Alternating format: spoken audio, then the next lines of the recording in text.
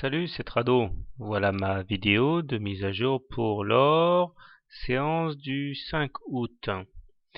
La séance d'aujourd'hui est à la fois extrêmement prometteuse et un petit peu anxiogène. Je vais m'en expliquer.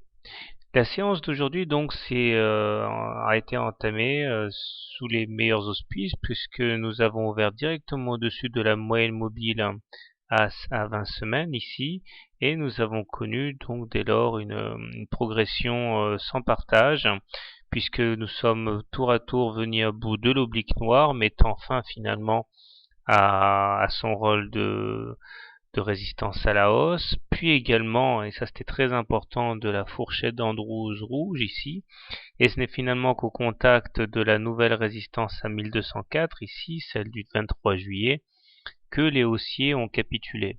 Malheureusement, à partir de ces niveaux, les baissiers ont repris la main, et c'est finalement piteusement sous la fourchette d'Andrews rouge, ici, sous l'oblique, que nous voyons les cours venir mourir.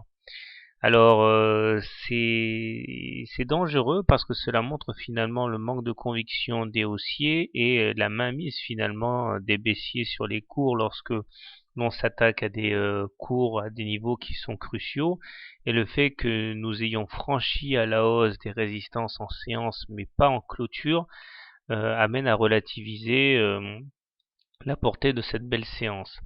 Il demeure que des choses sont acquises, comme le fait que nous soyons au-dessus de la moyenne mobile à 20 séances, et également le fait que le MACD maintenant est au-dessus de son signal, que le momentum bascule enfin positif, et que le stochastique, lui, continue de monter vers la zone de surachat.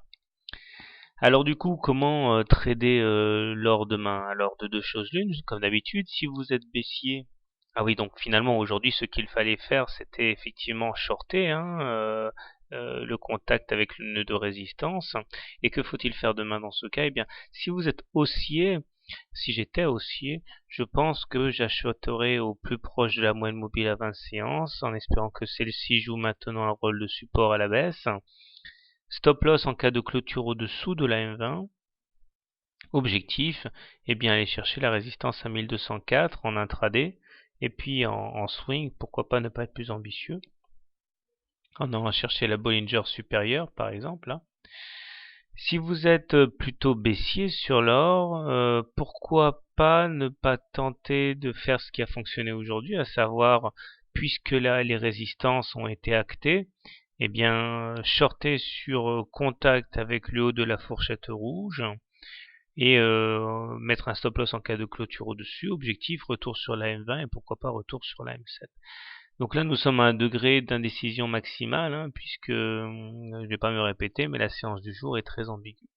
Il demeure que, compte tenu de ce qui s'est passé aujourd'hui, j'adopte à présent un biais légèrement positif pour la suite des événements. Bonne soirée, bon trade et à demain.